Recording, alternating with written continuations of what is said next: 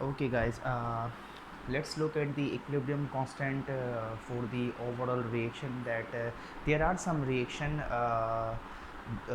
which completes or commenced in more than one step. So these are known as a complex reaction, or those reaction which completes in one step, these are known as elementary reactions.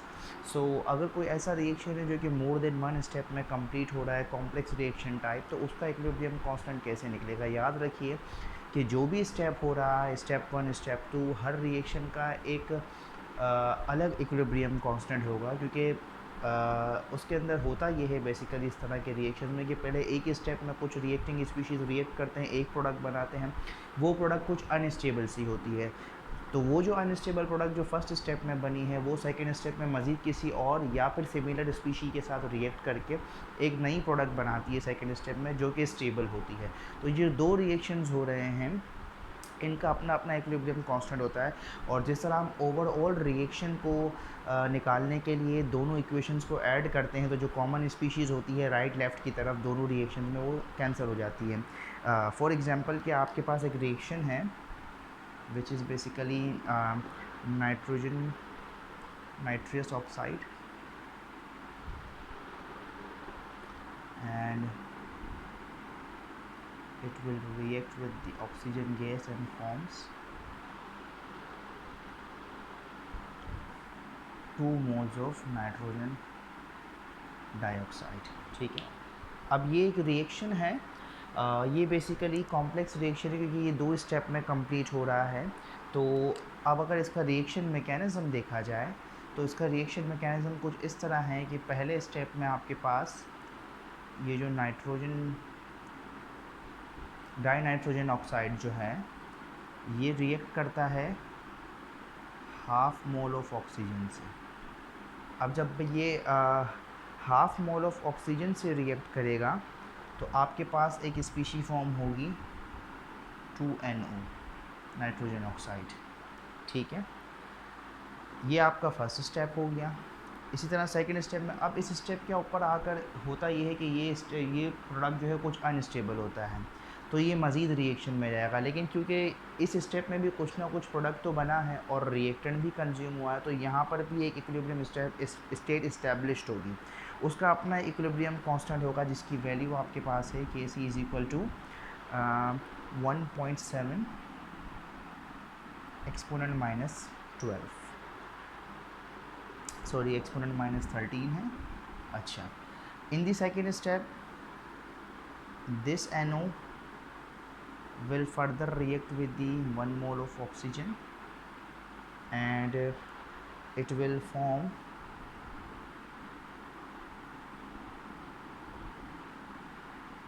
again nitrogen dioxide molecule, which is our product. So since this is 2 mole, तो इसे भी हमने balance किया, and it will form this। अगर हम balanced chemical equation की बात करें, ओके, सो 2n2 4 2n2 4, ओके। अब इसका जो इक्विलिब्रियम कांस्टेंट एक्सप्रेशन आपके पास है, वो है 4.67 एक्सपोनेंट 13। ठीक है, अब यहाँ देखें, मैं जैसे बात कर रहा था कि हर रिएक्शन का इक्विलिब्रियम कांस्टेंट जो है वो एक इंडिविजुअल होगा। ठीक है, तो अब देखना ये चाह रहे हैं कि ओवरऑल रिएक्शन अगर इसकी बात की जाए, तो क्योंकि ये लेफ्ट हैंड साइड पे है, राइट हैंड साइड पे है, तो जो दो ओवरऑल मैकेनिज्म में जो कॉमन स्पीशीज़ होती हैं, लेकिन साइड डिफरेंस होनी चाहिए, तो वो एक दूसरे को कैंसिल कर देती हैं। ठीक है, क्योंकि ये यहाँ पॉजिटिव है, इसको मैं यहाँ भेजूँगा तो नेगेटिव नेगेटिव, जाहिर सी बात है नेगेटिव पॉजिटिव कैंसिल ही हो जाएगा। तो बिल्कुल जिस तरह हम मैथमेटिकली सम अप करते हैं, इस तरह इसी को भी सम अप करेंगे कि N2O plus half N1 which is equal to 3/2 O2, and यहाँ पर जो हमारे पास रिमेनिंग है वो है। But there is a problem कि ओवरऑल रिएक्शन के लिए हम क्या करते हैं, जो भी उसके एलिमेंट्री स्टेप्स हैं, ठीक है, हम उनको ऐड कर देते हैं, तो हमारे पास ओवरऑल रिएक्शन आ जाता है। बट यहाँ प्रॉब्लम ये है कि इक्विलिब्रियम कांस्टेंट निकालने के लिए अगर मैं क्या इनको अगर मैं ऐड करता हूँ, दैट मीन्स KC1 और KC2 को अगर मैं ऐड कर देता हूँ तो ये गलत है, ये ऐड नहीं होता है। KC1 और KC2 के लिए मुझे क्या करना पड़ेगा, मुझे इसे मल्टीप्लाई करना पड़ेगा, तो ही मेरे पास जो है वो राइट ओवरऑल रिएक्शन जो है वो आएगा। तो हमेशा याद रखिए इस तरह की सिचुएशन में जब भी आए तो आपने जो है वो ओवरऑल रिएक्शन के लिए इक्वेशंस को तो ऐड करेंगे, लेकिन उनकी इक्विलिब्रियम कांस्टेंट एक्सप्रेशन को आप कभी भी जो है वो ऐड नहीं करेंगे, हमेशा क्या करेंगे, मल्टीप्लाई करेंगे। उसके लिए एक वजह ये भी है कि अगर मैं इस रिएक्शन का केसी देखूं तो वो बेसिकली क्या आएगा इसके लिए,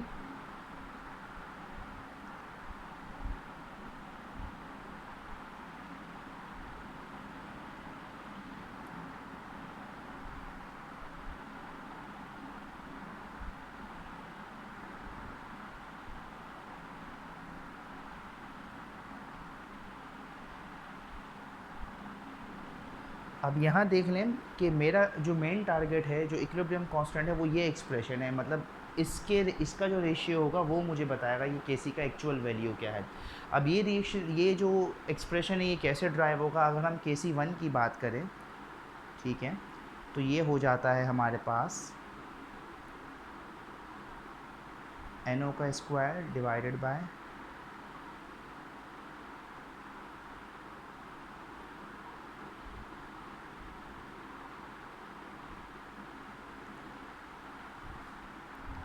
मल्टीप्लाई बाय KC2 अगर देखा जाए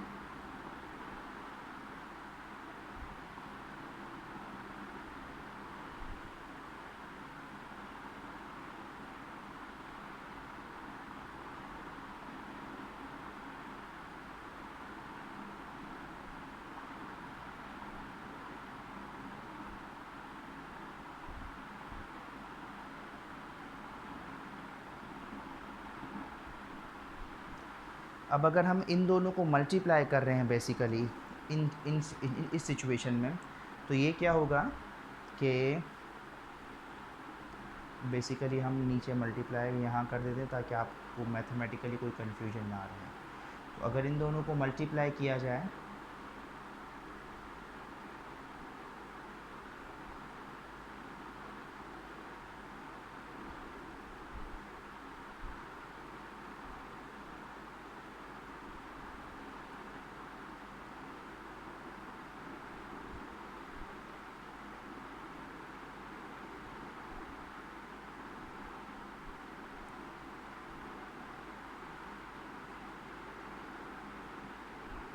यहाँ देख लें कि ये और ये एक दूसरे से क्या हो जाएगा, कैंसिल हो जाएगा, ठीक है। और इसी तरह अगर इस एक्सप्रेशन को देखा जाए तो ये वाले के लिए मैं यहाँ 3/2 लगाना भूल गया था इसके लिए, ठीक है, ये कैंसिल हो जाएगा, जो ओवरऑल मेरे पास वैल्यू बच जाएगी एंड में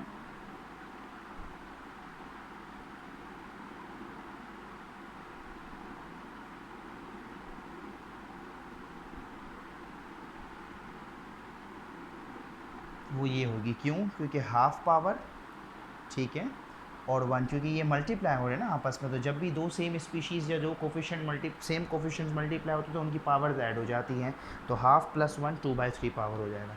तो यहाँ से ये प्रूव हुआ कि इनका एडिशन जो है वो मुझे ये रेशियो नहीं दे रहा है, ठीक है, जबकि इनका जो मल्टीप्लिकेशन है वो मुझे एक्चुअल जो केसी का वैल्यू है, जो रेशियो, वो दे रहा है। इसी वजह से कि इक्वेशंस तो ऐड कर लेते हैं तो ओवरऑल रिएक्शन आ जाता है, लेकिन केसी वैल्यूज़ जो है वो कभी भी ऐड नहीं होगी, केसी वैल्यूज़ हमेशा जो है वो मल्टीप्लाई होंगी इसके अकॉर्डिंग, ठीक है। तो जब अगर मैं इन दोनों को मल्टीप्लाई कर दूंगा तो मेरे पास एक नया इक्विलिब्रियम कांस्टेंट वैल्यू आ जाएगा, जो कि बराबर होगा, केसी बराबर हो जाएगा, बेसिकली यहीं से ही देख लेते हैं कि 1.7 एक्सपोनेंट -13 मल्टीप्लाई बाय 4.67 एक्सपोनेंट 13, तो ये जो ओवरऑल वैल्यू मेरे पास आएगी वो आ जाएगी 7.9।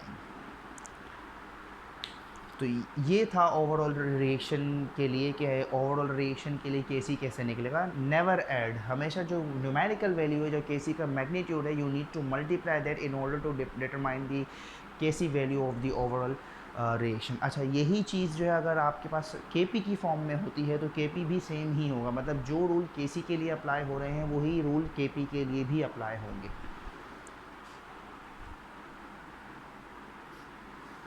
Now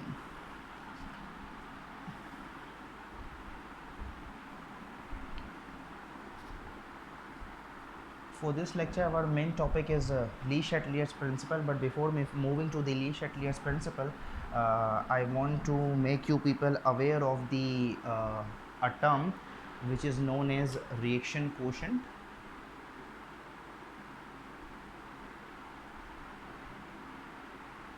Reaction quotient, it is denoted by QC or QC for reactions involving, or when we are dealing with molar concentration, or when we are dealing with reactions in gaseous reaction in which partial pressure is given or total pressure is given, so we deal with the Kp.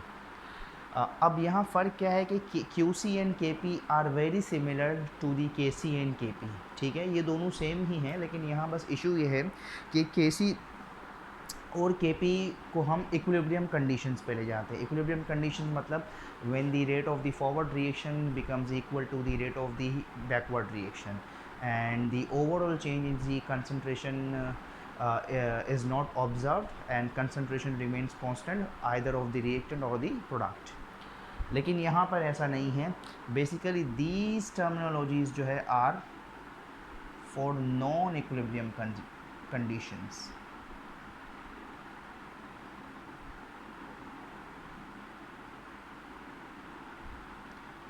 These are for non-equilibrium conditions and helps to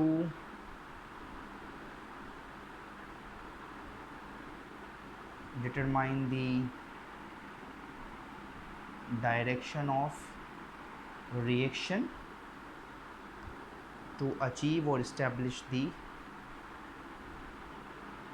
equilibrium। Second thing is that KC and KP are constants value, क्योंकि वो equilibrium condition पर होती है और वो constant values होती हैं until and unless उनका टेम्परेचर ना चेंज किया जाए। लेकिन QC एंड QP जो है these are not constant values. क्यों हैं वो हम देखेंगे मज़ीद, क्योंकि जब मैं नॉन इक्विलिब्रियम कंडीशंस की बात कर रहा हूँ तो रिएक्शन हमेशा जो है वो इक्विलिब्रियम की तरफ जाने की कोशिश करेगा, क्योंकि वो उसकी नेचुरल टेंडेंसी है, ठीक है। तो अब जब वो नॉन इक्विलिब्रियम से इक्विलिब्रियम कंडीशंस की तरफ जाएगा तो जाहिर सी बात है जो आपका डिनोमिनेटर होता है, सॉरी रेशियो होता है प्रोडक्ट ओवर रिएक्टेंट का, वो उसकी एक ख़ास वैल्यू होगी, ठीक है। तो उस एक वैल्यू को अचीव करने के लिए आइदर जो है वो रिएक्टेंट की कंसंट्रेशन कुछ ना कुछ कंज्यूम होगी और प्रोडक्ट बनेगा, या फिर प्रोडक्ट आपस में रिएक्ट करके कुछ ना कुछ रिएक्टेंट बना रहे होंगे।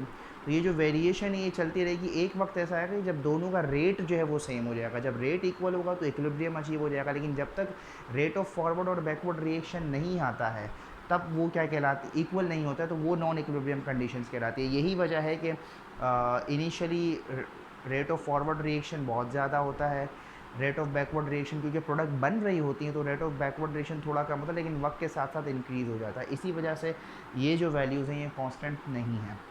अच्छा, जब हम ये कह रहे हैं कि ये similar to the KC KP values है तो इसको लिखने का तरीका भी यही होगा कि QC बिल्कुल उसी तरह जिस तरह हम लिखते हैं कि active masses of the product divided by the active masses of the reactants, और मोलर कंसंट्रेशन भी आप कह सकते हैं।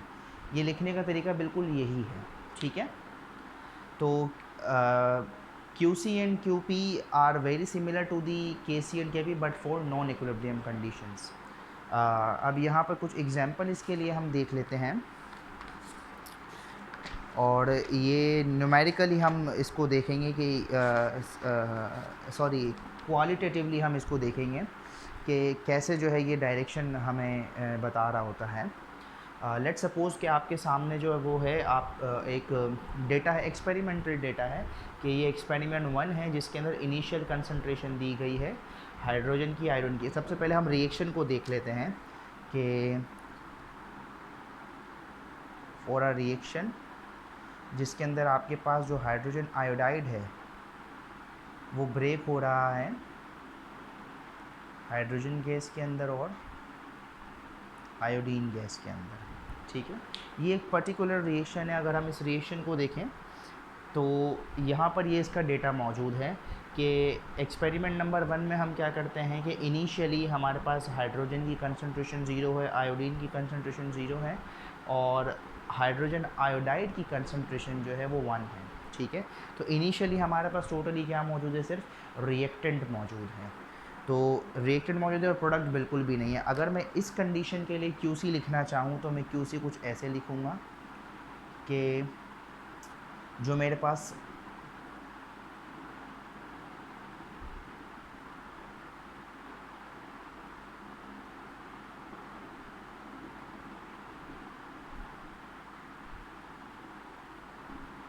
अब इसकी कंसंट्रेशन अगर आप देख लें इनिशियली, अब याद रखिएगा कि हमेशा हम Kc और Kp वैल्यू में इक्विलिब्रियम कंसंट्रेशंस डालते हैं, लेकिन क्योंकि हम नॉन इक्विलिब्रियम कंडीशंस की बात कर रहे हैं तो हम इसीलिए ये इनिशियल कंसंट्रेशन यूज़ कर रहे हैं। ठीक है, रिमेंबर दिस थिंग। यहाँ पर हाइड्रोजन आयोडाइड की जो कंसंट्रेशन है वो 1 है, ऑब्वियसली 1.000 और इसका स्क्वायर ले लें और ये दोनों हो जाएंगे 0।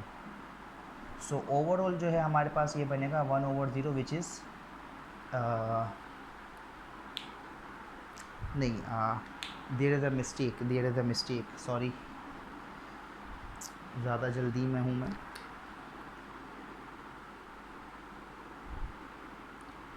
Sorry for the inconvenience. अच्छा जी, अब इसको देखें तो हम जो कंसंट्रेशन डाल रहे हैं 0 × 0 डिवाइडेड बाय 1 का स्क्वायर, ये हो जाएगा 0/0। सो you can see that initially at non-equilibrium conditions QC is 0. So when the value of QC is 0, that means that only according to this ratio that only reactants are present, क्योंकि हम अगर इस ratio को देखें 0/1 divide by 1 which is 0, so QC 0 means there is no reaction and only reactants are present. ठीक है, अच्छा जी, अब हम मज़ीद आगे चले जाते हैं कि दूसरे एक्सपेरिमेंट को देखते हैं। सेकंड एक्सपेरिमेंट के लिए,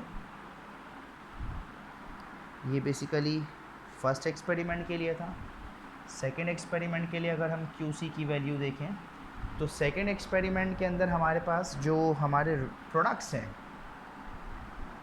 H2, तो जो प्रोडक्ट्स हैं हमारे पास वो क्या है 1.00 इंटू 1.00 डिवाइडेड बाय, और जो रिएक्टेंट है वो 0 है। ठीक है, अच्छा, remember one thing that equilibrium can be achieve from either side, यहाँ से यहाँ भी जा सकता है, यहाँ से भी अचीव हो सकता है। ठीक है, तो equilibrium can be achieve either side, हमने वेरी फर्स्ट लेक्चर में ये डिस्कस किया था। So for the sake of the situation हम ये देख रहे हैं कि अगर हमारे पास कुछ इस तरह की कंडीशंस है तो हम यहाँ से स्टार्ट कर लेते हैं रिएक्शन को। तो अब इसके मुताबिक जो है QC के, ये मेरे पास आता है 1 divide by 0 which is infinite. Okay, अब यहाँ पर देखें इनफाइनाइट का मतलब ये हुआ कि मतलब बहुत ही ज़्यादा है QC की वैल्यू, मतलब आप उसको काउंट नहीं कर सकते ना, ये इन्फिनिटी का इशू आ जाता है यहाँ पर। तो नॉन इक्विलिब्रियम कंडीशन से इक्विलिब्रियम कंडीशन पे जाने के लिए आपके पास क्या होना ज़रूरी है कि जब तक ये रेशियो जो है वो QC जो है, QC का ये रेशियो KC के बराबर नहीं होगा, आपके पास इक्विलिब्रियम कंडीशंस नहीं आएगी। तो हमारे पास यहाँ कुछ ऐसी कंडीशंस हैं कि अभी जब इनिशियली ये है तो ये क्या है, आपके पास 1 है, ये 0 है। जैसे ही हम रिएक्शन को स्टार्ट कर देते हैं तो ये क्या होगा, यहाँ से कुछ ना कुछ कमी होना शुरू होगी और यहाँ पर जो है वो कुछ ना कुछ इजाफा होगा न्यूमरेटर के अंदर, मतलब प्रोडक्ट बनना शुरू होगा। और ये जो वैल्यू, रेशियो की वैल्यू, ये आहिस्ता आहिस्ता चेंज हो जाएगी। कब तक? जब तक रेट ऑफ फॉरवर्ड और बैकवर्ड रिएक्शन बराबर नहीं हो जाते हैं। तो एक कंडीशन तो हमारे पास QC है, लेकिन अगर हम इक्विलिब्रियम की जब बात करेंगे तो जैसे जैसे रेट ऑफ फॉरवर्ड और बैकवर्ड रिएक्शन बराबर हो जाएंगे तो QC क्या किसके बराबर हो जाएगा, KC के। तो इस कंडीशन को हम कहते हैं इक्विलिब्रियम कंडीशन। ठीक है। इस कंडीशन के अंदर जब आपके पास QC बराबर हो जाए KC के, ठीक है, मतलब मैंने रिएक्शन स्टार्ट किया, कुछ ना कुछ QC वैल्यू होगी, आहिस्ता आहिस्ता रिएक्शन हो रहा है, एक सिचुएशन आई जब रेट ऑफ फॉरवर्ड और बैकवर्ड रिएक्शन बराबर होगा, इक्विलिब्रियम अचीव होगा, तो QC वैल्यू किसके बराबर हो जाएगी, KC के। तो ये इक्विलिब्रियम कंडीशन को डिफाइन करता है। अच्छा, अब एक वैल्यू है QC बराबर है 0 के, इसका मतलब क्या हुआ, नो रिएक्शन ओनली रिएक्टेंट्स, ठीक है, रिएक्टेंट्स प्रेजेंट है। इसी तरह जब QC 0 के बराबर है तो एक कंडीशन ये है कि QC इनफाइनाइट है। इनफाइनाइट का मतलब क्या हुआ कि बहुत ज़्यादा, बहुत बड़ी वैल्यू, मतलब QC बराबर हो जाए, ये कंडीशन बनती है कि QC ग्रेटर देन हो जाए KC से। तो जब इस तरह की सिचुएशन हो, इस तरह की सिचुएशन क्या होगी कि आपके पास प्रोडक्ट जो है वो बहुत ज़्यादा बन गया, ठीक है, प्रोडक्ट क्या हो गया, बहुत ज़्यादा बन गया और रिएक्टेंट बचा नहीं, और अब आपको इक्विलिब्रियम कंडीशन अचीव करनी है, ठीक है, या फिर इक्विलिब्रियम कंडीशन अचीव करनी हो तो उसके लिए क्या होगा, अब अगर इस रेशियो को मैं देखूं तो ये क्या है, प्रोडक्ट ओवर रिएक्टेंट है। QC की वैल्यू बहुत ज़्यादा तब होगी जब आपके पास बहुत ज़्यादा प्रोडक्ट हो और बहुत कम रिएक्टेंट हो। तो इक्विलिब्रियम अचीव करने के लिए क्या करना पड़ेगा कि कुछ प्रोडक्ट जो है वो कन्वर्ट हो जाए किसके अंदर, रिएक्टेंट के अंदर, ठीक है। तो अब अगर इस रिएक्शन में देखूं तो कुछ प्रोडक्ट रिएक्टेंट में कैसे कन्वर्ट होगा, जब वो बैकवर्ड डायरेक्शन में जाएगा, ठीक है। तो इस तरह की सिचुएशन के लिए जब QC जो है वो बहुत बड़ा हो जाए KC वैल्यू से, तो इक्विलिब्रियम सिचुएशन को अचीव करने के लिए रिएक्शन किस डायरेक्शन में जाएगा, बैकवर्ड डायरेक्शन में, ठीक है। और इसी तरह एक सिचुएशन हम ये देख लेते हैं कि QC अगर लेस देन हो जाए KC से, तो ये सिचुएशन कैसी होगी, ये सिचुएशन का मतलब ये हुआ कि QC लेस देन हो जाए KC से, मतलब 0 से भी कम हो जाए, ठीक है।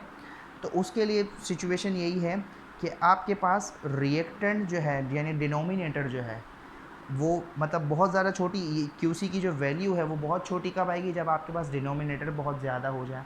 डिनोमिनेटर में कौन है, आपके पास रिएक्टेंट है, ठीक है।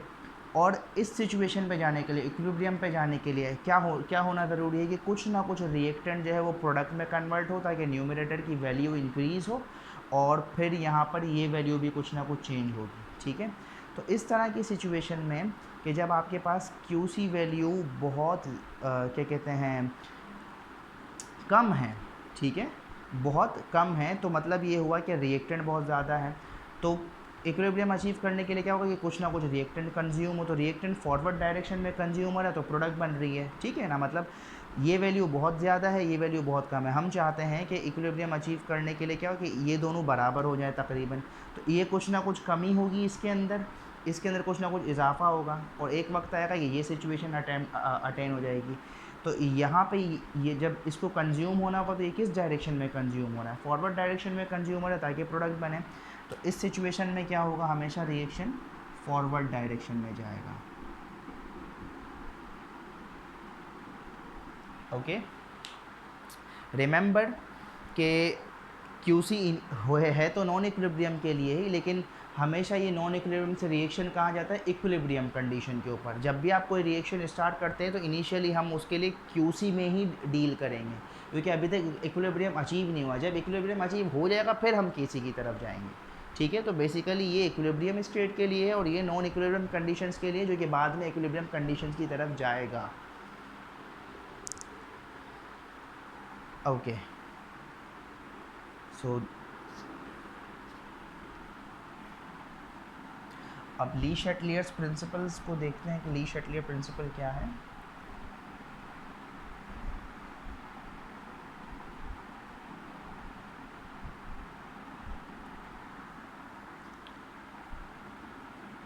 अच्छा, बेसिकली ली शैटलियर प्रिंसिपल जो है वो डील करता है आपकी बहुत सारी इंडस्ट्रियल प्रोसेस के साथ, कि जाहिर सी बात है बहुत सारी केमिकल इंडस्ट्रीज़ है जो कि मैन्युफैक्चरिंग वगैरह करती हैं, तो उनका टारगेट ये होता है कि ज़्यादा से ज़्यादा प्रोडक्ट जनरेट हो, ठीक है। यानी जितना वो रिएक्टेंट लगा रहे हैं वो तमाम का तमाम कंज्यूम हो, ठीक है, either in a one way, और फिर ये है कि आप इक्विलिब्रियम को डिस्टर्ब भी करें बाद में। लेकिन ये है कि जब इक्विलिब्रियम अचीव हो जाए तो इसके बाद क्या होता है कि रेट ऑफ फॉरवर्ड और बैकवर्ड रिएक्शन बराबर हो जाता है, रिएक्शन सीज हो जाता है एक तरीके से, ठीक है।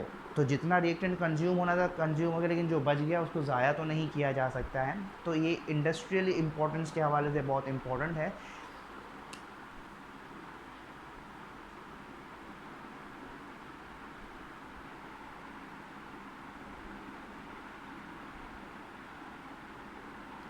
ली शैटलियर प्रिंसिपल, बेसिकली ली शैटलियर प्रिंसिपल का एक जनरल स्टेटमेंट ये है कि कोई भी सिस्टम अगर इक्विलिब्रियम में हो, ठीक है, और अगर उस सिस्टम के ऊपर कोई भी स्ट्रेस अप्लाई किया जाए, स्ट्रेस कैसे अप्लाई किया जाए, इन दी फॉर्म ऑफ कंसंट्रेशन, या तो बढ़ा दें या कम कर दें इक्विलिब्रियम मिक्सचर पे, या फिर प्रेशर बढ़ा दिया जाए या कम कर दिया जाए, या फिर टेम्परेचर बढ़ा दिया जाए या कम कर दिया जाए। तो इक्विलिब्रियम मिक्सचर क्या करता है कि इस स्ट्रेस के नतीजे में रेस्पॉन्ड करता है, ठीक है, और कुछ इस तरह से रेस्पॉन्ड करता है कि जो भी स्ट्रेस आपने लगाया है उस इक्विलिब्रियम मिक्सचर के ऊपर, वो उसको इस तरह से रेस्पॉन्ड करता है कि उसका जो असर है, उसका जो इम्पैक्ट है वो कम से कम हो, ठीक है। तो हम ये कह देते हैं कि when a stress is applied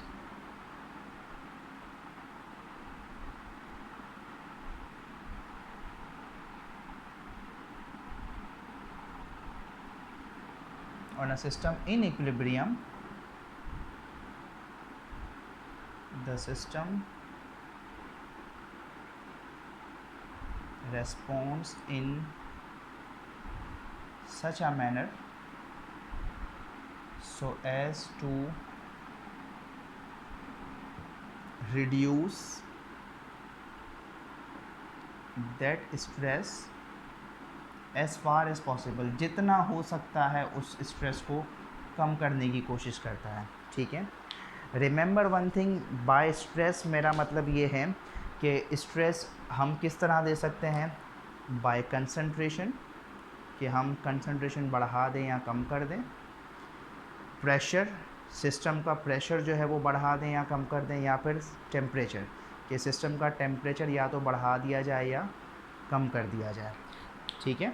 तो सबसे पहले जो है हम कंसंट्रेशन को देख लेते हैं कि इसे डील करते हैं। ये कंसंट्रेशन का कैसे होगा, लेट सपोज़ हम बात करते हैं कि आपके पास एक रिएक्शन है A + B, ठीक है, जो कि आपको दे रहा है C + D प्रोडक्ट दे रहा है, ठीक है।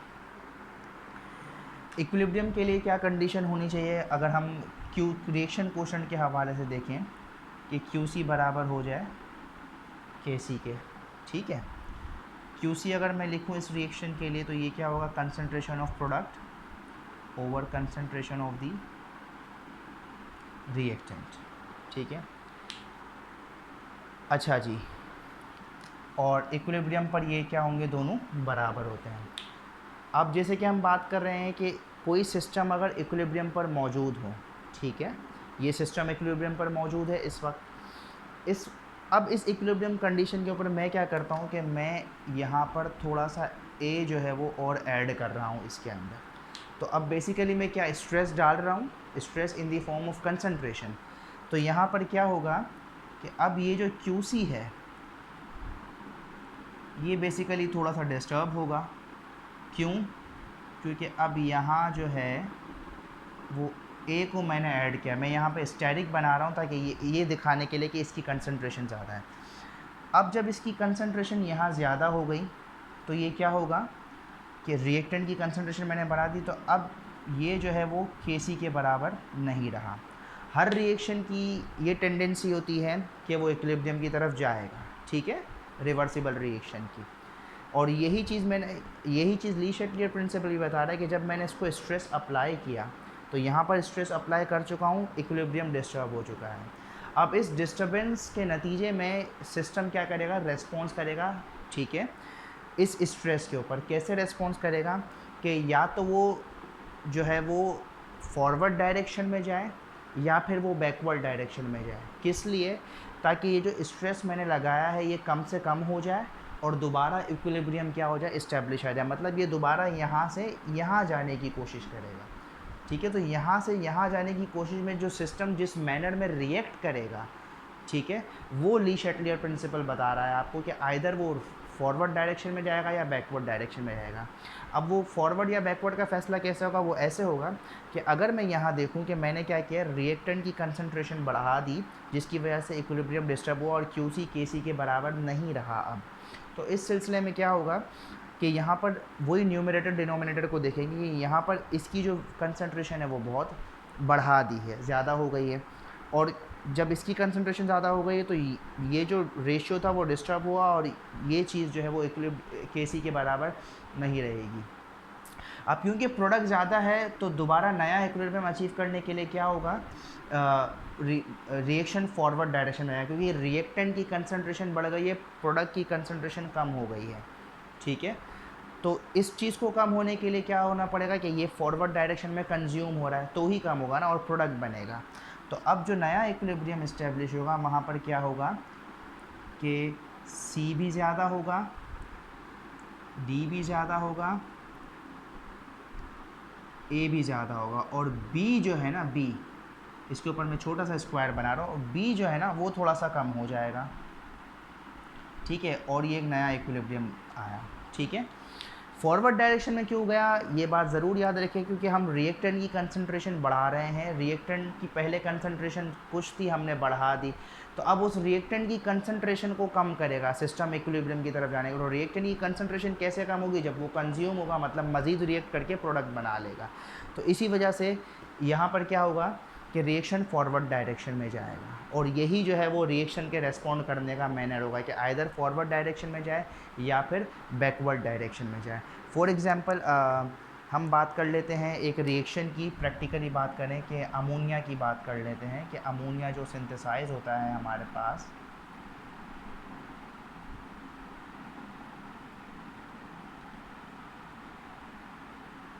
ठीक है, ये बेसिकली अमोनिया का रिएक्शन है, ठीक है।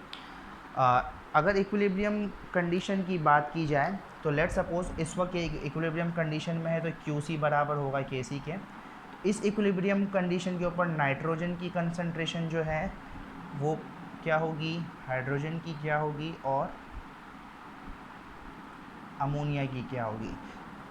इस वक्त इस इक्विलिब्रियम मिक्सचर के अंदर लेट सपोज जो हमारे पास गिवन डेटा है वो हमारे पास कंसंट्रेशन है 0.309 मोलर नाइट्रोजन और 1.197 मोलर हाइड्रोजन, और इसी तरह अमोनिया जो है वो 0.202 मोलर है, ठीक है।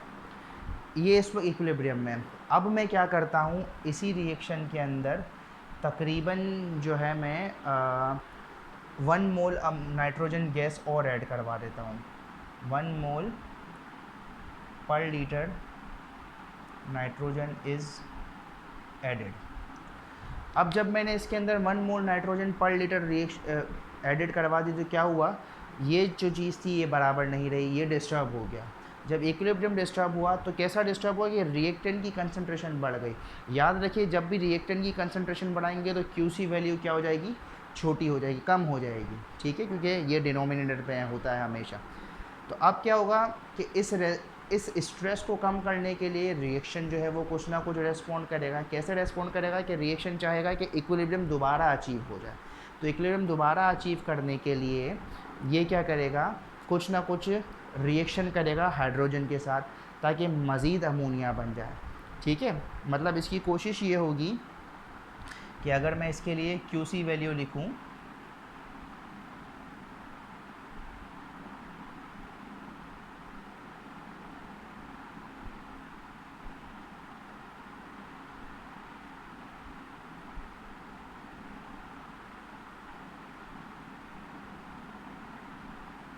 ये गैस है,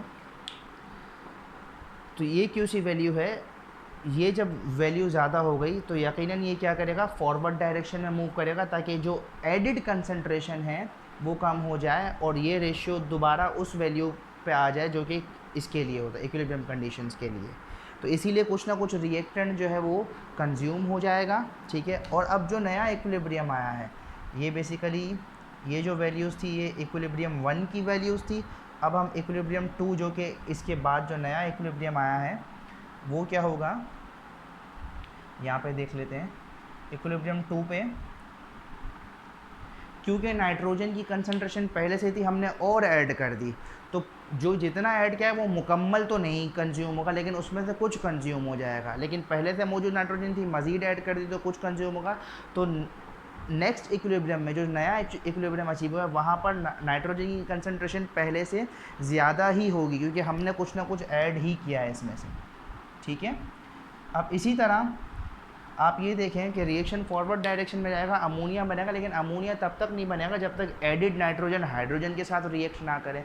तो हाइड्रोजन जितना पहले से मौजूद था इक्विलिब्रियम मिक्सचर के ऊपर, मिक्सचर पर, उसमें से मज़ीद कम हो जाएगा। क्यों? क्योंकि हमने हाइड्रोजन तो ऐड नहीं किया, जो बचा कुचा था उसी के साथ एडिड नाइट्रोजन ने रिएक्ट किया होगा।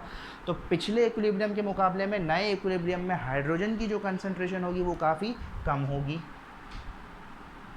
ठीक है, इसी तरह पहले से कुछ ना कुछ अमोनिया मौजूद था, मज़ीद बन गया, तो अमोनिया की कंसंट्रेशन क्या हो जाएगी?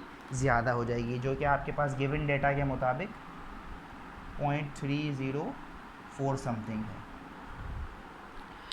तो ये था कंसंट्रेशन का इफ़ेक्ट कि जब भी आप रिएक्टेंट की कंसंट्रेशन बढ़ाते हैं किसी ऐसे सिस्टम के ऊपर या किसी ऐसे रिएक्शन पर जो कि पहले से इक्विलिब्रियम में मौजूद है, तो उस रिएक्शन की कंसंट्रेशन के जो एक्सिस में आपने उसको दिया है उसको कम करने के लिए, मतलब जो मज़ीद रिएक्टेंट की कंसंट्रेशन मज़ीद बढ़ाई है, जो कि सिस्टम पहले से इक्विलिब्रियम में मौजूद था, उसमें रिएक्टेंट की कंसंट्रेशन मज़ीद बढ़ा दी है, तो उस इफ़ेक्ट को कम करने के लिए रिएक्शन फॉरवर्ड डायरेक्शन में जाएगा, ताकि एडिड रिएक्टेंट जो है वो कंज्यूम हो, प्रोडक्ट बने और QC जो है वो KC के बराबर हो जाए।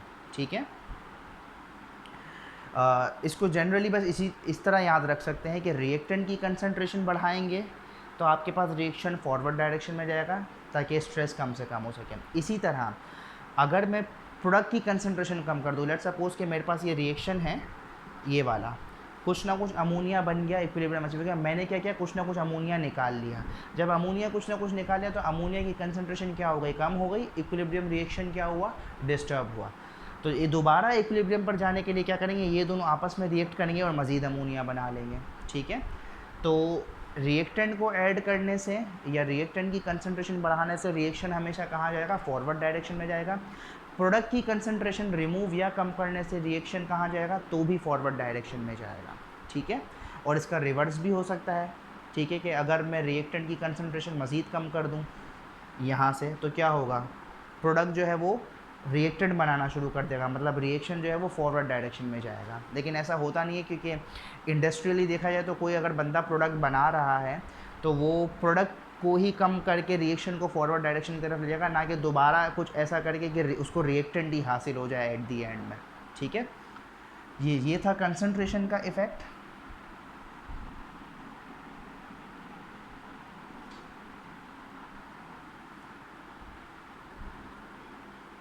अब बात कर लेते हैं प्रेशर की। ये थोड़ा सा ज़्यादा टेक्निकल है, थोड़ा सा फोकस कीजिएगा इसके ऊपर। प्रेशर की बात कर लेते हैं। जब भी हम प्रेशर की बात करते हैं तो हम हमेशा ये बात करते हैं कि जब भी हम प्रेशर की बात करते हैं तो गैसियस प्रेशर की बात करते हैं, मतलब वो प्रेशर जो गैस अप्लाई कर रही है। ठीक है, याद रखिएगा। और दो प्रेशर होते हैं, एक वो प्रेशर होता है जो गैस के मॉलिक्यूल कंटेनर की वॉल से कोलाइड करके लगा रहे होते हैं, और एक वो प्रेशर होता है जो एक्सटर्नली हम अप्लाई करते हैं। तो इन दो प्रेशर्स में थोड़ा सा फ़र्क रखना है। ठीक है, अच्छा जी, अब प्रेशर के लिए बात की जाए तो पहले एक चीज़ ये समझ लें कि जो मैंने अभी बात की कि एक तो गैस का अपना प्रेशर होता है और एक एक्सटर्नल प्रेशर जो कि हम अप्लाई कर रहे होते हैं। तो अगर प्रेशर इंक्रीज़ की बात करें ना, या फिर प्रेशर डिक्रीज़ की बात करें, तो इसका मतलब ये है कि जब प्रेशर इंक्रीज़ कर रहे हैं तो हम ओवरऑल वॉल्यूम को क्या कर रहे हैं? कम कर रहे हैं। ठीक है, और जब हम प्रेशर डिक्रीज़ की बात कर रहे हैं तो वॉल्यूम को हम क्या कर रहे हैं?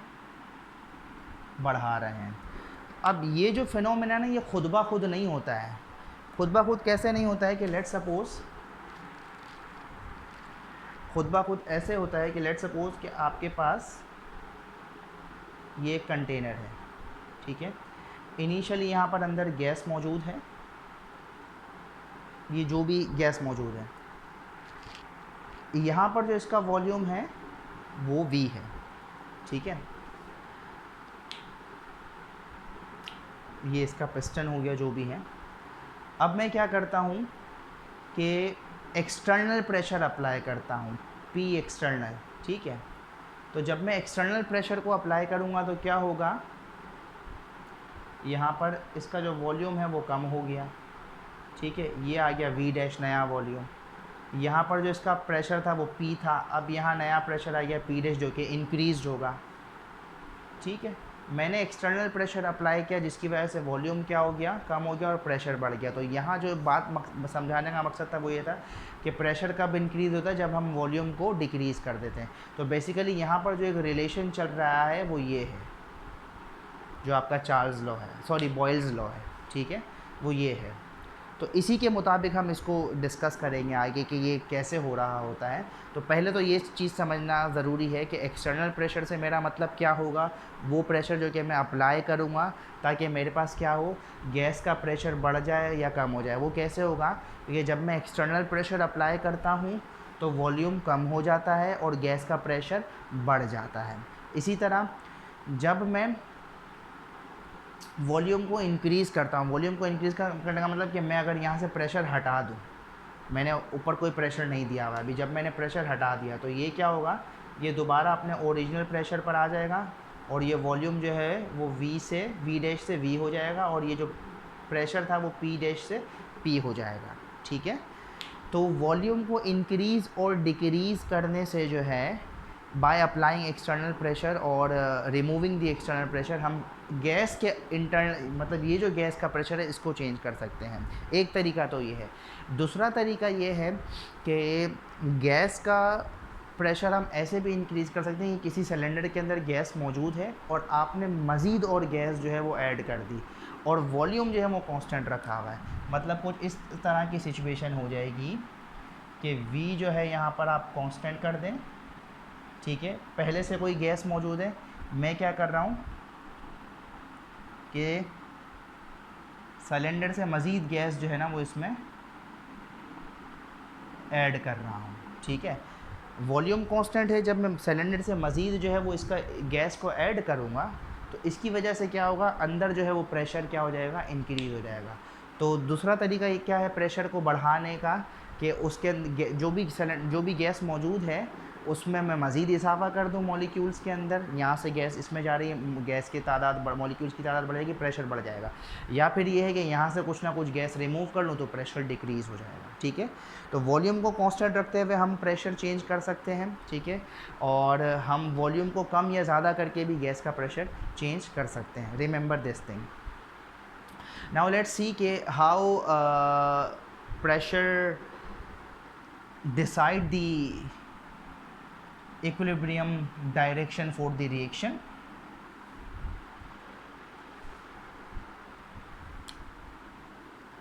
सपोज करें कि आपके पास एक रिएक्शन है A प्लस बी, ठीक है, और ये प्रोडक्ट में आपको दे रहा है 2C, सही।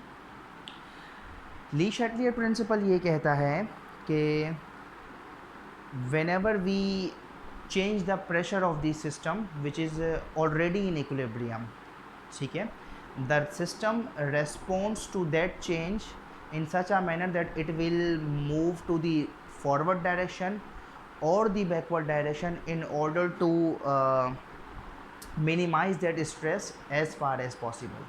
उर्दू में बात कर लेते हैं कि जब भी किसी भी सिस्टम के ऊपर जो कि पहले से इक्विलिब्रियम में मौजूद है उसके ऊपर अगर प्रेशर बढ़ाया जाए या कम किया जाए तो वो सिस्टम कुछ इस तरह से रेस्पॉन्ड करता है कि या तो वो फॉरवर्ड डायरेक्शन में जाएगा या बैकवर्ड डायरेक्शन में जाएगा इक्विलिब्रियम अचीव करने के लिए, ताकि जो हमने स्ट्रेस अप्लाई किया है उसका इम्पैक्ट उसके ऊपर कम से कम हो सके।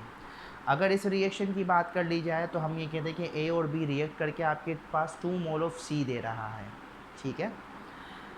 अब एक बात यहाँ गौर करने वाली है कि इनिशियली आपके पास ये मौजूद है, ठीक है, और यहाँ पर जो है वो आपके पास ये मौजूद है। इस तरह के रिएक्शन में अगर आप देखें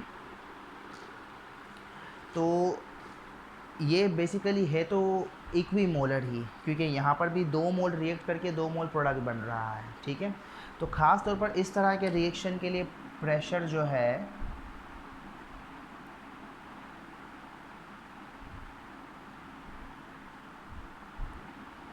विल नॉट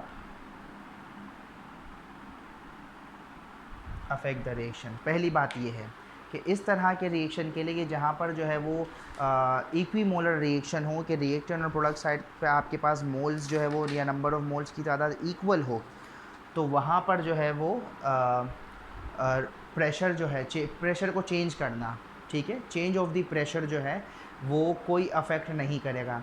अब प्रेशर का चेंज मतलब ये है कि जो गैस का अपना प्रेशर है, मोड्स ऑफ चेंज बहुत सारे हो सकते हैं जो हमने अभी पीछे डिस्कस किए, लेकिन यहाँ प्रेशर का मतलब ये जो गैस का अपना प्रेशर है। तो एक्सटर्नल प्रेशर और गैस के अपने प्रेशर में कंफ्यूज नहीं होना है, ठीक है।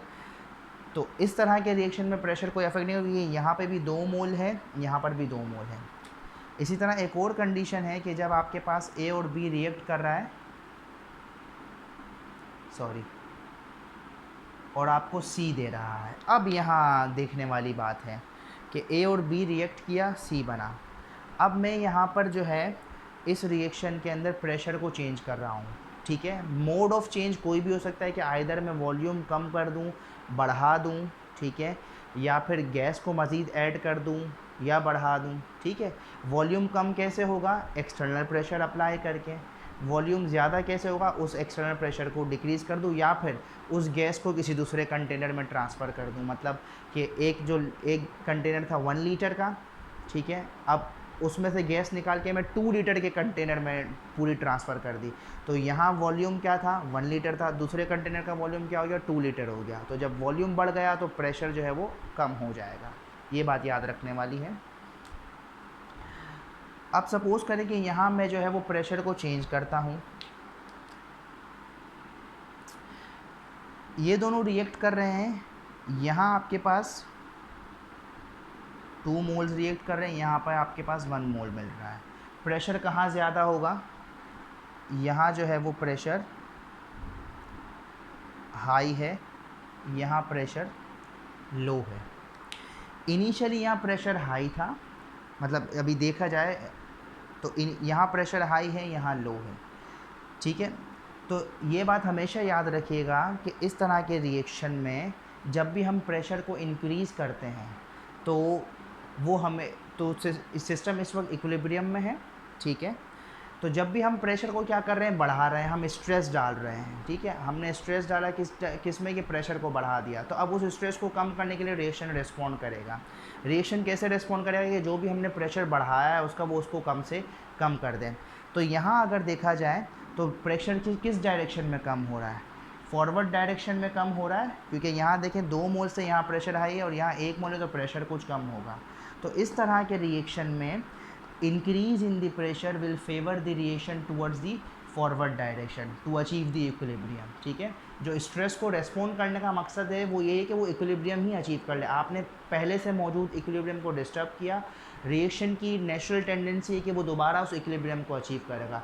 उसको अचीव करने के लिए वो क्या करेगा कि इंक्रीज़ जो प्रेशर है, जो एक्स्ट्रा प्रेशर बढ़ गया है उसका, वो उसको कम करने की कोशिश करेगा। कम इस तरह से करेगा कि वो फॉरवर्ड डायरेक्शन में मूव कर जाएगा, क्योंकि फॉरवर्ड डायरेक्शन में जा रहे तो प्रेशर कम हो रहा है। So for this reaction increase in pressure will favor the reaction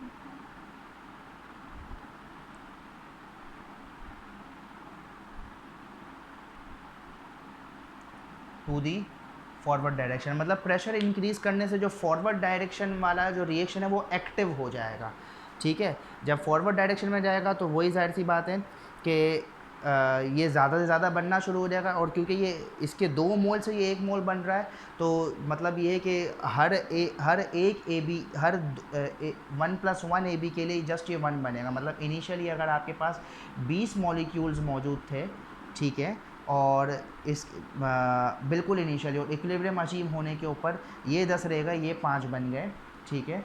तो इन 10 में से मज़ीद 5 ये बन जाएंगे, तो ये 10 रह जाएंगे, ठीक है, और ये कम हो जाएंगे। तो काउंटिंग पे ना जाए, लेकिन जस्ट एक कॉन्सेप्ट ये होना चाहिए कि प्रेशर किस डायरेक्शन में कम हो रहा है। तो जब भी किसी भी सिस्टम के ऊपर जो कि पहले से इक्विलिब्रियम में मौजूद है, ठीक है, और उसके ऊपर प्रेशर अप्लाई किया जाए तो वो उस डायरेक्शन में मूव करेगा जहाँ प्रेशर कम है। यहाँ प्रेशर कम है तो इसलिए रिएक्शन इस डायरेक्शन में मूव कर गया। फॉर एग्जांपल हम अमोनिया की ही बात कर लेते हैं।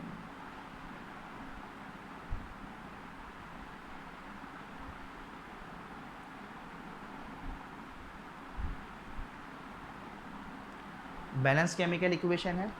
अगर यहाँ देखा जाए तो यहाँ पर कितने हैं इनिशियली, 3 + 1 + 3 4 मोल, यहाँ कितने हैं 2 मोल्स।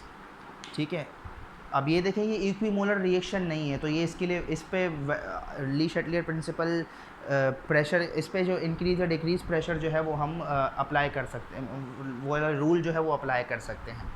ठीक है, 4:2 का रेशियो है इस तरह के रिएक्शन में कि यहाँ पर देखें 4 मोल्स मौजूद है, यहाँ 2 मोल मौजूद है, इस वक्त इक्विलिब्रियम में है ये रिएक्शन मिक्सचर। अब मैं क्या करता हूँ, मैं प्रेशर बढ़ा देता हूँ। ठीक है, बाय एनी मीन्स गैस का प्रेशर बढ़ाया, तो गैस के प्रेशर बढ़ने से क्या होगा, मॉलिक्यूल्स क्या करेंगे, बहुत ज़्यादा आपस में कोलाइड करेंगे। जब वो कोलाइड करेंगे, एक डिस्टर्बेंस क्रिएट हो चुकी है, तो वो क्या करेगा, रिएक्शन की नेचुरल टेंडेंसी कि वो दोबारा इक्विलिब्रियम अचीव करे। दोबारा इक्विलिब्रियम अचीव करने के लिए स्टेटमेंट के मुताबिक कि वो उस डायरेक्शन में मूव करेगा जहाँ प्रेशर जो है वो डिक्रीज़ हो जाए, मतलब पहले से जो प्रेशर लगाया था वो उसके इम्पैक्ट को ख़त्म करने के लिए दोबारा ओरिजिनल प्रेशर पे जाने की कोशिश करेगा। और वो कहाँ पे अचीव होगा कि इंक्रीज़ प्रेशर कहाँ डिक्रीज़ हो रहा है, फॉरवर्ड डायरेक्शन में। तो इसीलिए यहाँ पर ये किस डायरेक्शन में मूव कर जाएगा, रिएक्शन फॉरवर्ड डायरेक्शन में मूव कर जाएगा। ठीक है, इसी तरह अगर हम सिचुएशन को उल्टा कर लें कि अमोनिया है, इसकी हम डिसोसिएशन करवा देते हैं। सपोज़ एक समझाने के लिए आपको बात की जा रही है। अब अगर यहाँ देखा जाए तो ये 2 मोल्स हैं, ये 4 मोल्स हैं, सही, ये 2 मोल्स है, ये 4 मोल्स हैं। इस तरह की सिचुएशन में प्रेशर इंक्रीज़ करने से क्या होगा, यहाँ इस वक्त प्रेशर क्या है, कम है। ठीक है, ये इक्विलिब्रियम पर मौजूद है। अब मैं क्या कर रहा हूँ कि मैं मज़ीद प्रेशर जो है वो बढ़ा रहा हूँ। ठीक है, जब मैंने प्रेशर मज़ीद बढ़ाया तो फॉरवर्ड डायरेक्शन की तरफ क्या हो रहा है, प्रेशर बढ़ रहा है। और इक्विलिब्रियम की क्या, इक्विलिब्रियम अचीव करने के लिए क्या होगा कि प्रेशर बढ़ा, इस तरह के रिएक्शन में प्रेशर बढ़ाने से दोबारा उसकी कोशिश ये होगी रिएक्शन की, जो भी उसके ऊपर एक्स्ट्रा प्रेशर आया है वो क्या हो जाए, कम से कम हो जाए इम्पैक्ट उसका। तो कम से कम प्रेशर इस इक्विलिब्रियम मिक्सचर का किस तरफ है, बैकवर्ड डायरेक्शन में है ना। तो इस तरह की सिचुएशन में जब मैं प्रेशर इंक्रीज़ करता हूँ तो रिएक्शन कहाँ मूव करेगा, बैकवर्ड डायरेक्शन में मूव करेगा। एक जनरल स्टेटमेंट हमेशा याद रखना है कि when ever pressure of a system which is in equilibrium is increased, the reaction will respond in such a manner to reduce that pressure or to reduce that stress which is applied in the form of increased pressure. तो वो किस direction में कम हो रही है, वो backward direction में कम हो रही है। तो ये चीज़ का आपको आइडिया होना चाहिए कि फॉरवर्ड डायरेक्शन में कब जाएगा, बैकवर्ड डायरेक्शन में कम जाएगा। हमेशा जब भी किसी सिस्टम, जो कोई भी सिस्टम जो कि इक्विलिब्रियम में मौजूद है और अगर उसके ऊपर प्रेशर इंक्रीज़ किया जाए तो वो हमेशा उस डायरेक्शन में मूव करेगा जहाँ प्रेशर कम से कम हो रहा हो। तो ये बेसिकली प्रेशर के लिए था। और जिस रिएक्शन में जो है वो इंक्रीज़ इन प्रेशर का इफ़ेक्ट होगा, डिक्रीज़ इन प्रेशर का इफ़ेक्ट जो है वो उसका रिवर्स हो जाएगा।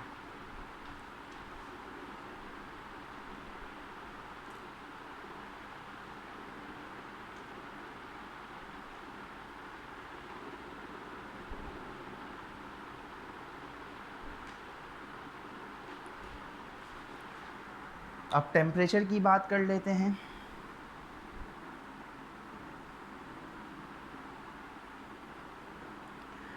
अच्छा, अभी तक कंसंट्रेशन और प्रेशर की बात कर रहे थे तो इक्विलिब्रियम कांस्टेंट की वैल्यू चेंज नहीं हो रही थी, वो उसके अकॉर्डिंग ही जो रिएक्टेंट प्रोडक्ट का रेशियो है वो उसके अकॉर्डिंग ही चेंज होता रहेगा और आपके पास ओवरऑल वैल्यू जो है वो इक्विलिब्रियम कांस्टेंट की सेम रहेगी। बट टेम्परेचर के चेंज करने से आपके पास इक्विलिब्रियम कांस्टेंट की वैल्यू चेंज हो जाती है, ये बात हमेशा याद रखिएगा।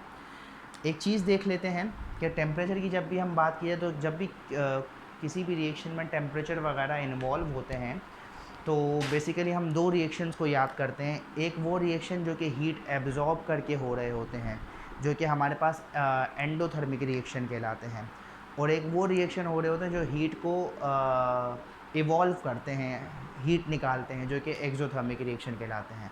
कुछ इस तरह से है कि ए बी जो है वो रिएक्ट करके सी डी बना रहा है, ठीक है। तो कुछ ना कुछ हीट एब्जॉर्ब करी होगी इसने और फिर सी डी बनाया। इस तरह के रिएक्शन के लिए डेल्टा एच की जो वैल्यू है वो हमेशा पॉजिटिव होती है, ये बात याद रखना। और ये क्या कहलाते हैं? एंडोथर्मिक कहलाते हैं। और इसी तरह कुछ रिएक्शंस इस तरह के होते हैं कि ये है और वो प्रोडक्ट साइड पे हीट दे रहे होते हैं, मतलब हीट निकल रही है, ठीक है। और इस तरह के रिएक्शन के लिए हमेशा डेल्टा एच वैल्यू क्या होती है? नेगेटिव होती है। ये एक्सोथर्मिक रिएक्शन कहलाते हैं। अब यहाँ देखें कि एक सिस्टम जो कि पहले से इक्विलिब्रियम में मौजूद है, ठीक है, और उसका कुछ ना कुछ टेम्परेचर था।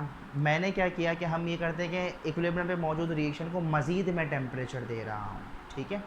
तो इस रिएक्शन की अगर मैं बात करूँ कि जहाँ पर हीट एब्जॉर्ब हो रही है, तो हीट किस तरह एब्जॉर्ब हो रही है?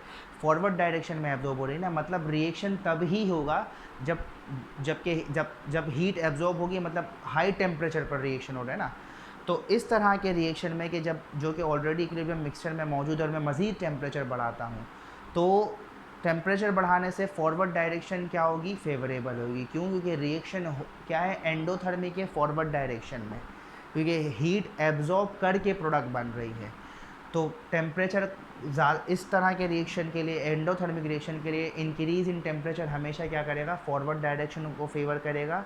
फिर बता रहा हूँ कि टेम्परेचर जो बढ़ाने से मतलब रिएक्शन मज़ीद हीट एब्जॉर्ब करेगा, मज़ीद प्रोडक्ट बना लेगा। तो इस तरह के रिएक्शन के लिए हायर टेम्परेचर जो है वो फेवरेबल रहता है। और इसी तरह के रिएक्शन के लिए हमेशा बात याद रखिएगा कि जिस तरह फॉरवर्ड डायरेक्शन एक फॉरवर्ड रिएक्शन एक है तो उसका अपोज क्या है? रिवर्स रिएक्शन है। मतलब जो रिएक्शन फॉरवर्ड डायरेक्शन में एंडोथर्मिक होगा तो रिवर्स डायरेक्शन में क्या होगा? एक्सोथर्मिक होगा। क्यों? क्योंकि यहाँ पर रिएक्टेंट की एनर्जी जो है वो एज़ कम्पेयर टू प्रोडक्ट ज़्यादा होगी, क्योंकि रिएक्टेंट हीट एब्जॉर्ब करके प्रोडक्ट बना रहा है, ठीक है। और प्रोडक्ट की ये टेंडेंसी नहीं है कि वो हीट को एब्जॉर्ब करे। तो क्या होगा कि अगर इस तरह के रिएक्शन में मैं अगर टेम्परेचर को कम कर देता हूँ, तो टेम्परेचर को कम करने से क्या होगा कि रिएक्शन की इक्विलिब्रियम मिक्सचर की ये टेंडेंसी है कि वो दोबारा अपने पुराने टेम्परेचर पे जाए। तो टेम्परेचर कम हो चुका ऑलरेडी, तो अब उसने दोबारा बढ़ना है उस मिक्सचर के टेम्परेचर को। तो दोबारा टेम्परेचर बढ़ने के लिए क्या होगा? ये प्रोडक्ट जो है वो डिसोसिएट होना शुरू होगा और कुछ नया रिएक्टेंट बनाएगा, ठीक है। तो क्योंकि फॉरवर्ड डायरेक्शन हीट एब्जॉर्ब करके हो रही थी, तो बैकवर्ड डायरेक्शन हमेशा हीट रिलीज़ करेगी। तो इक्विलिब्रियम मिक्सचर के ऊपर टेम्परेचर डिक्रीज़ करने से ये बैकवर्ड डायरेक्शन में मूव करेगा ताकि कुछ ना कुछ रिएक्टेंट बनाए और हीट प्रोड्यूस करें। उस हीट प्रोड्यूस करने से ये दोबारा अपने एक पुराने वाले इक्विलिब्रियम टेम्परेचर पर आ जाएगा। एक्सोथर्मिक रिएक्शन की बात करें तो इस रिएक्शन के अंदर क्राइटेरिया थोड़ा दूसरा है। क्यों? क्योंकि अगर हम इसके अंदर क्या हो रहा है कि ओवरऑल हीट जो है वो रिएक्शन से निकल रही है, ठीक है ना। मतलब इक्विलिब्रियम मिक्सचर की यहाँ ये प्रॉपर्टी है कि वो हीट नहीं रखना चाहता, वो हीट को लूज़ कर रहा है। तो अब अगर इस तरह के रिएक्शन के लिए मैं टेम्परेचर को बढ़ाता हूँ, तो टेम्परेचर ये बेसिकली क्या है? एक्सोथर्मिक रिएक्शन है। तो जब एक्सोथर्मिक फॉरवर्ड डायरेक्शन में एक्सोथर्मिक है तो बैकवर्ड डायरेक्शन में उल्टा होता है, एंडोथर्मिक होता है। ये याद रखने वाली बात है, पहले भी बता चुका हूँ इसके अंदर। तो फॉरवर्ड डायरेक्शन में जो रिएक्शन एक्सोथर्मिक है, बैकवर्ड डायरेक्शन में एंडोथर्मिक है। एंडोथर्मिक का मतलब हीट को एब्जॉर्ब कर रहा है। तो जब मैं इस इक्विलिब्रियम मिक्सचर की टेम्परेचर बढ़ा दूंगा, टेम्परेचर बढ़ाने से क्या होगा कि रिएक्शन हीट एब्जॉर्ब करेगा। तो हीट किस डायरेक्शन में एब्जॉर्ब होगी? क्योंकि ये एक्सोथर्मिक रिएक्शन है तो हीट बैकवर्ड डायरेक्शन में एब्जॉर्ब होगी। लिहाजा टेम्परेचर इंक्रीज़ करने से ये क्या करेगा? प्रोडक्ट जो है वो रिएक्टेंट बनाना शुरू करेगा, यानी रिएक्शन जो है वो बैकवर्ड डायरेक्शन में मूव कर जाएगा। और अगर टेम्परेचर को डिक्रीज़ करूं तो वो क्या करेगा? रिएक्शन को फेवर करेगा और रिएक्शन फॉरवर्ड डायरेक्शन में मूव करेगा और टेम्परेचर इंक्रीज़ होना शुरू कर जाएगा। तो जनरलाइजेशन यहाँ पर क्या होगी कि एंडोथर्मिक रिएक्शन के लिए टेम्परेचर को इंक्रीज़ करने से रिएक्शन फॉरवर्ड डायरेक्शन में जाएगा, ठीक है, टेम्परेचर को डिक्रीज़ करने से रिएक्शन बैकवर्ड डायरेक्शन में आएगा। एक्सोथर्मिक रिएक्शन के लिए क्या होगा, टेम्परेचर को इंक्रीज़ करने से रिएक्शन जो है वो बैकवर्ड डायरेक्शन में आएगा और टेम्परेचर को डिक्रीज़ करने से रिएक्शन फॉरवर्ड डायरेक्शन में जाएगा। एक एग्जांपल ले लेते हैं इसके लिए कि बेसिक एग्जांपल क्या है। हम अमोनिया की लेते हैं कि अमोनिया फॉर्मेशन हो रही है,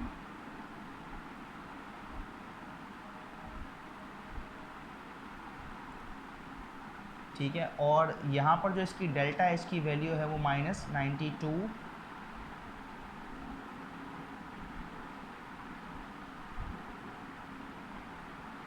किलो जूल्स पर मोल है, ठीक है। अब यहाँ देखिए ये डेल्टा एच की वैल्यू क्या है, 92 है, -92 है। नेगेटिव वैल्यू मुझे ये बता रही है कि ये रिएक्शन क्या है, एक्सोथर्मिक है।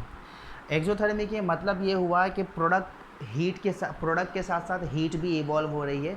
तो इस इक्विलिब्रियम मिक्सचर के ऊपर अगर मैं टेम्परेचर बढ़ाता हूँ, ठीक है, तो ये क्या होगा, टेम्परेचर, क्योंकि फॉरवर्ड डायरेक्शन एक्सोथर्मिक है तो बैकवर्ड डायरेक्शन एंडोथर्मिक है। टेम्परेचर बढ़ाने से क्या होगा, सिस्टम को आप हीट दे रहे, तो हीट किस डायरेक्शन में एब्जॉर्ब हो, मतलब एंडोथर्मिक रिएक्शन होगा, तो एंडोथर्मिक रिएक्शन बैकवर्ड डायरेक्शन में, तो इसलिए ये बैकवर्ड मूव कर जाएगा, ठीक है। और अगर टेम्परेचर को डिक्रीज़ करूँगा तो ये क्या करेगा, फॉरवर्ड डायरेक्शन में मूव करेगा। तो इंडस्ट्रियलिस्ट की यही कोशिश होती है कि ज़्यादा से ज़्यादा अगर अमोनिया हासिल करनी है तो वो इस रिएक्शन का टेम्परेचर जो है वो कम से कम रखेंगे, ताकि आपके पास फॉरवर्ड रिएक्शन हो और जितने रिएक्टेंट है वो ज़्यादा से ज़्यादा अमोनिया बनाए और रिएक्शन फॉरवर्ड डायरेक्शन में प्रोसीड हो। तो ये एग्जांपल थी, ये था ली शैटलियर प्रिंसिपल, और थोड़ा सा कंफ्यूजिंग ज़रूर है, ठीक है, और ख़ास तौर पर प्रेशर के उसमें कि आपको रिएक्शन की टाइप देखनी पड़ेगी कि नंबर ऑफ़ मोल्स जो है वो ओवरऑल फॉरवर्ड डायरेक्शन में कम हो रहे हैं या बढ़ रहे हैं, और उसी की बेस, और एक जनरलाइजेशन हमेशा ये याद रखनी है कि जब भी ऐसे सिस्टम के ऊपर जो कि इक्विलिब्रियम में है और उसके ऊपर आप प्रेशर इंक्रीज़ करेंगे तो उस सिस्टम की ये कोशिश होगी कि वो जो प्रेशर है उसके इम्पैक्ट को कम करें। तो इंक्रीज़ प्रेशर, जो प्रेशर इंक्रीज़ हुआ है तो वो कुछ इस तरह से रेस्पॉन्ड करेगा कि उस प्रेशर का जो इंक्रीमेंट है वो कम से कम हो। तो जिस डायरेक्शन में मूव करने से प्रेशर कम हो रहा होगा, रिएक्शन उस डायरेक्शन में मूव कर जाएगा। So that's all for Le Chatelier principal.